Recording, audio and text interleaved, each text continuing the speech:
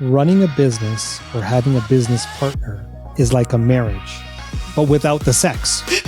Profit is the sex. Faisal, how do you like being told what to do? I don't like it at all. Right? Like, no. Let me use my brain. I can help that. Yeah. Oh my goodness, Faisal, I've got so many ideas. Let's brainstorm this. You just let my team know the truth about me because I'm the one that says, okay, we can do so many things. Here's all the ideas. Here we go. Hi, I'm Faisal Karmali. Welcome to Karmali Exchange. Business owners need to help each other out. Keep on pushing to meet the needs of the customer will meet the needs of the business. Welcome to Karmali Exchange. I'm Faisal Karmali, and we have the best-selling author, entrepreneur, founder of the Awaken Company, and the Wonder Woman herself. Catherine Bell is here. Catherine, welcome back on the Karmali Exchange. Thank you so much for having me again. It's such a privilege to be with you. I love being with you because you stand for so many good things. And I love your story, Faisal. And I don't know if you've ever, shared it on your exchange, but I'd invite you. Can you share your story of how you started? Because I think it's so brilliant. So there's a very interesting journey I have been through, Catherine, as we've talked about it. And for those who don't know, Catherine and I are part of this CEO forum where we get to sit down with other CEOs of many other companies, get to brainstorm ideas, hear some great topics, as well as share some really hard challenges that we call the rock that we're going through as individuals. And Catherine had an opportunity here, my story of going from an individual going through post-secondary education and really getting a real passion behind the financial world. But it wasn't until my father, when what he went through really brought a lot of light to how I ran my practice, his trials and tribulations and his fears of losing was so big that he was forgetting the opportunities to grow. And that mindset, what my father did, what made me actually start the process of one of my first businesses, and amongst the other businesses, I have a different take on it. So that's a real quick piece about me, Catherine. Thank you for bringing that up. I really want people to understand that it's about the journey and it's about a lot of things. And of course, your book, The Awaken Project, you're coming out with a new book. Yes. You're going to give us a bit of a hint? Yes. The next book is on creativity and the Enneagram. And I'm writing it with my colleague, Russ Hudson. And I believe, like, people often think creativity is just in the arts. No, I believe everything we do is creative, and we're all creative instruments. So this book is a process map to help people to be creative. And I've been interviewing people from around the world. Just before the break, got texts from Daniel Lenoir, who produced for Peter Gabriel, U2, with his kind of creative journey. Paul Hardy, the famous fashion designer. I'm interviewing people all around the world from all sectors of the economy to get their input, because I think creativity, and I also feel creativity is so needed. So when you say creativity is so needed right now, Catherine, give me an idea of what you mean by that, because most people will relate creativity to the arts or the fine arts and looking at that, but it happens in everyday business. So walk me through what you mean by creativity. What I mean by creativity is I believe people need to feel and think for themselves and then have the courage to act from that inspiration, to act from those silent places. The voices that say to us, you should really try this. You should really experiment with this. And for us to do it. So, Catherine, you're speaking to a bunch of business owners who will feel what you're feeling. But let's break it down to the non-business owners. How does an average person, let's say on my team, let's say on your team, they want to express their creativity. They want to challenge the status quo. They want to bring things up. Not all businesses are open texture for conversations. A lot of them are, I'll tell you what to do. You do it. You get paid. The end. Well, the invitation is, what is the tiniest little thing we could do? So let's just play with this recording right now. It could be slightly changing the angle of the camera so that it is more creative. It could be putting up a flashy, different background so that it is more creative. Everybody can make and take small acts, tiny acts of creativity into their lives. It is also the way we treat our relationships with each other, because when we're in relationship with each other, we're also very creative. So, for example, I see you're wearing, a silver and black coat. Well, what does that mean? How does that introduce a conversation around what does creativity mean to you? What does that coat actually represent? And using our context, which is always here, Faisal, as a means and ways to be creative. You could ask somebody, and just to ask out of the box questions like, Faisal, what does that coat mean to you? That's something I don't see in the corporate culture that much, is when people start to inquire, question, wonder, or even have the courage, like you said, to step up and kind of give their ideas as well, no matter how small they are. This has come over a lot of your research, and you've been sharing with me at my privilege to be receiving all the kind of information that you've collected, all the data that you have. When you look at where we are economically, where we are politically, where we are socioeconomically in this country, or even in this part of the world, many people are now phasing the point where they do not feel they can contribute, at least without any hindrance to their career progress. What do you recommend or suggest to business owners to open up the culture in their businesses to allow this type of communication, leadership, and creativity? First of all, I believe everybody is a leader, and smiling is creative. In these moments, I think we need to reinforce what is good and what is amazing and what is loving and what is kind and what is wisdom and what is healthy power. And healthy power could be, in this moment, just smiling to a colleague. So I also believe that a radically different approach is needed in terms of leadership, like empowering our teammates to know that they can contribute, that they're psychologically safe to contribute. And first, it means we must become more self-aware.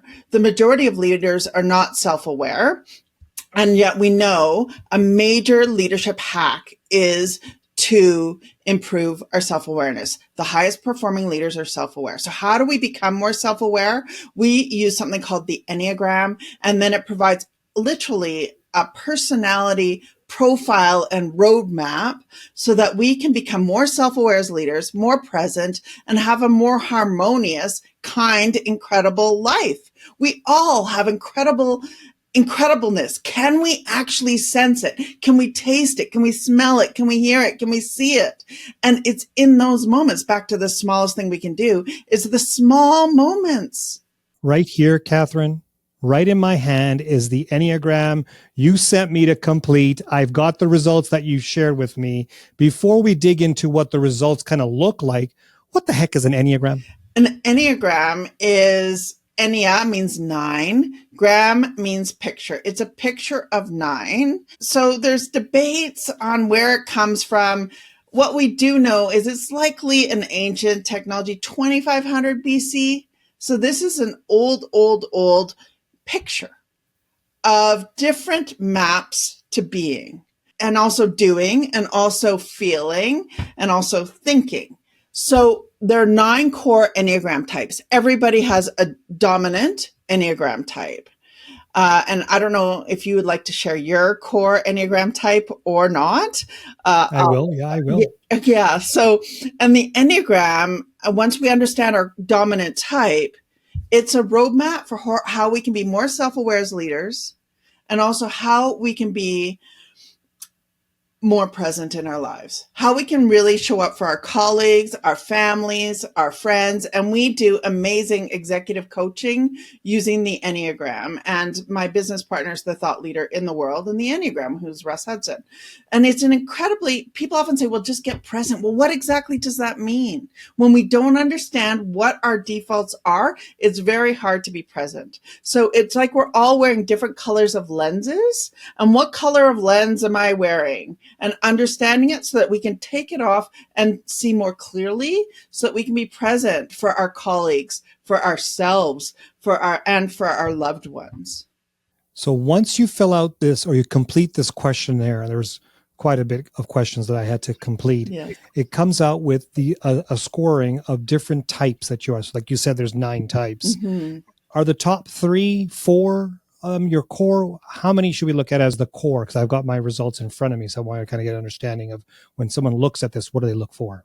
Well, first of all, the Enneagram isn't meant to pigeonhole us. It is meant to show us there are different ways of being. So we have all of the 9 Enneagram points within us, and we have one dominant type. Now, the dominant type is likely in those top 3. And for everybody who is listening to this, this is what Faisal's speaking about is something called the RETI test, which is on the EnneagramInstitute.com. You can also find a shortened version on the app that I've just developed called Awakenly, and it's a shorter questionnaire.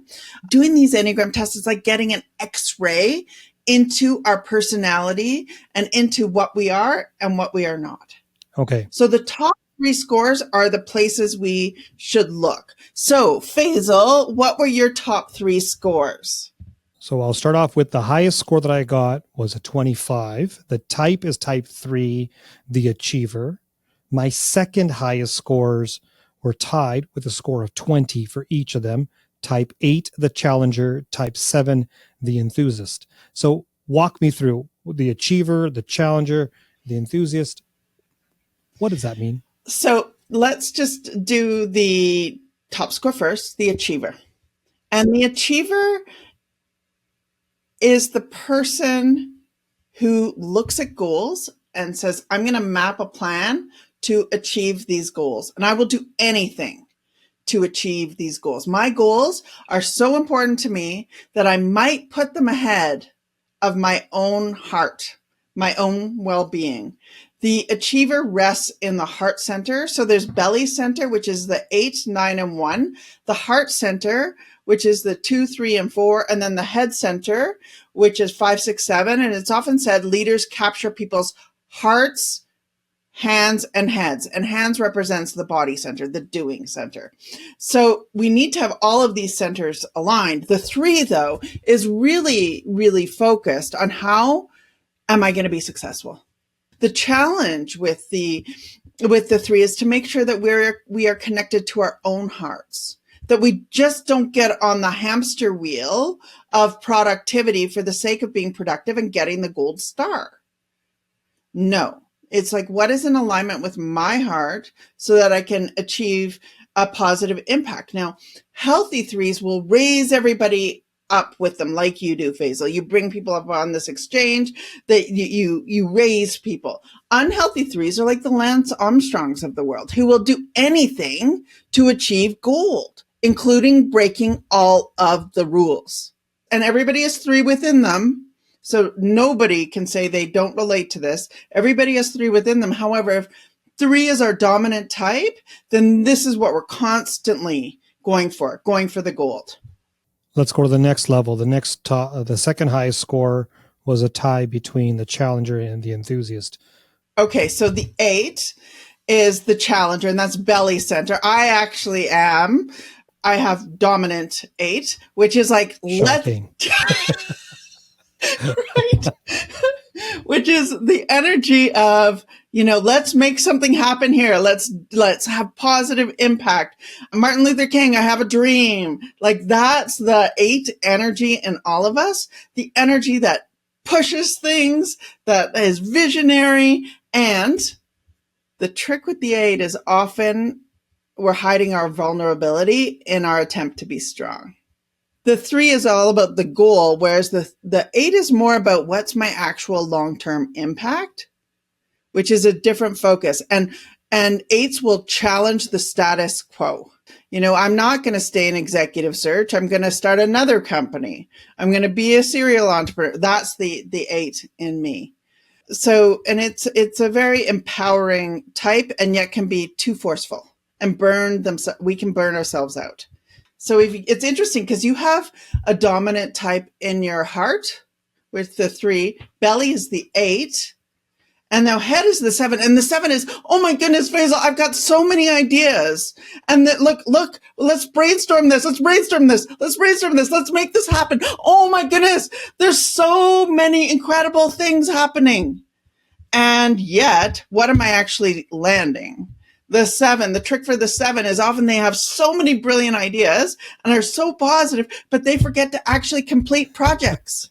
Well, now you just let my team know the truth about me because I'm the one that says, okay, we can do so many things. Here's all the ideas. Here we go. And then 99.9% of them either don't land, don't stick, don't get completed because I've got too many on the go.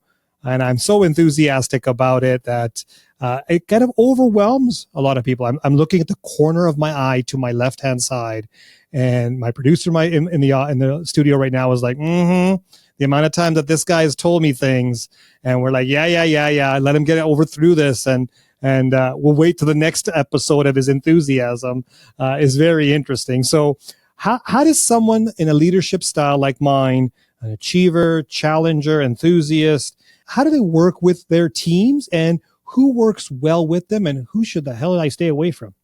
Oh, great question. First, let me ask you a question. Do you have one of those core types that you identify with more than the other? Out of the 3, 8 or 7? Yeah, the achiever. The achiever. The achiever. Okay. Yeah. I think knowing that is your dominant type is first the key thing. Is what can I do in terms of how can I show up with my full heart, having clear vision, clear intention, and a clear goal that's in alignment for higher good. Now, I don't believe that we should choose people to work with based on their Enneagram. Rather, we should choose to work with people based on their level of health. A healthy person can work with anybody in any Enneagram type. And we also know the highest performing teams are the most diverse teams. And what do I mean by that? I studied this at Cornell University. Diversity of thought first. So we want to surround ourselves with people who think differently than us, who feel differently than us. So with having a dominant 3, you'd want to make sure you're working with somebody who's body centered, who's action. You'd also want to make sure with somebody who's very thoughtful in terms of the head center. And what matters most is that you realize what is most needed is diversity of thought, that we can't just be walking around with a whole bunch of yes people. Rather, we need to be walking around with people who encourage us to literally think differently. I'm sounding like that old Apple ad from the 1980s, but literally that is what we need to be creative too. Because in our spark of differences, that's where cool things can happen. And you, with having the gift of the 3, align the team on the goals and then let them figure out how to do it and give people freedom. You know, Catherine, I'm going to just jump in there because there's many times that people in businesses will, over time, as they grow in their success, through their journey, will get to this point where they're looking for more balance. They realize without taking this test that they're more of a thought person, a visionary, and that the execution is better off with somebody else.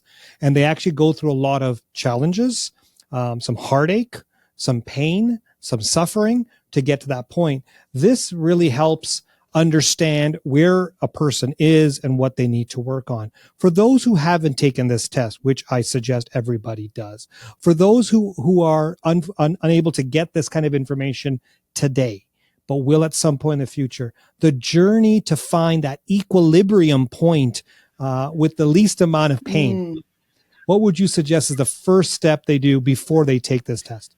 Remember that we are human beings, not human doings. I love when you say that. I love it. We must remember that we are human beings, not human doings. And we don't remember the moments where we're in relentless pursuit of productivity. We remember the moments where we're actually present with our colleagues, when they've done a good job, when you can give people something, when you can give a smile, give a compliment. And that then empowers. It requires leadership to change, though, because we've been taught and socialized about this doing, that our value only comes from doing. Yet when we come from being, something more powerful actually emerges through our leadership and in our organizations. So if my leadership style has been, I'll set the vision, just do what I tell you to do, and I realize it's not working, what do I need to do first to kind of make that change? Because I hear what you're saying, and a lot of people in business today, even if they're not the owners of the business, they're just in a leadership position, will say, I'm really good at giving instructions. Do the following, just do what I say and everything will be okay. There's got to be a change in that at some point. What's the first step that leaders, entrepreneurs, business owners need to do to take that first step to realize that change so they can get that kind of harmony, peace, and growth that they're looking for? First thing is stop, take a breath, center yourself. And then the moment you catch yourself in the act of wanting to tell somebody what to do, ask them a question. Ask them a question and get people to think for themselves. I also study transformational leadership. And transformational leadership, I've been taught by one of the top 5 leadership researchers in the world. But his name is Dr. Julian Barling. And I pass this on to our clients all the time. 4 I's. Every leader must know these 4 I's. Individualized consideration. We have to you really think about people as individuals and what they need. Intellectual stimulation. Ask people questions. Idealized influence. Live the values of our organizations and of our own leadership style. And inspirational motivation, and that is calling people up to something higher. And by us telling people what to do, that's not calling people up to something higher. Get people to think for themselves. People support, this is Margaret Wheatley, people support what they create. They don't support us telling them what to do. We have an epidemic in our organizations of disengaged people. One way to change that is simply by asking questions.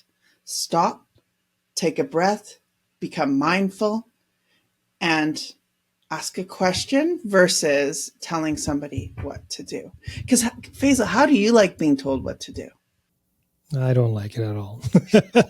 Right? Like, no. Yeah. Yeah, right? Let me use my brain. I can help that. Yeah, totally get that.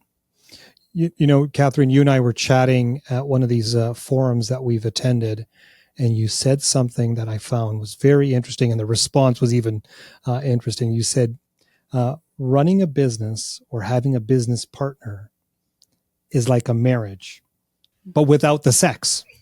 And then the other individual said, profit is the sex. Do you remember that conversation? I totally do. Okay, so we're going to talk about the first part of that, not the second part of that. The first part of it is having a partnership, and I have a business partner in my main business, and it is like a marriage. But when you say that, what's the similarities and really what's the differences when you're looking to get a partner in your business or you already have a business partner?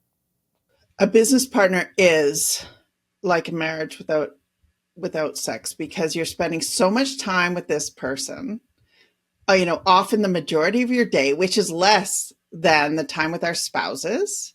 So having clear norms of behavior for how we work together is so important. And teams go through forming, storming, norming, performing, adjourning, and creating norms right at the beginning for how, as partners, are we actually going to work together, and to take the time to invest in and understand who our partners are before literally, this is metaphorically, jumping into bed with them.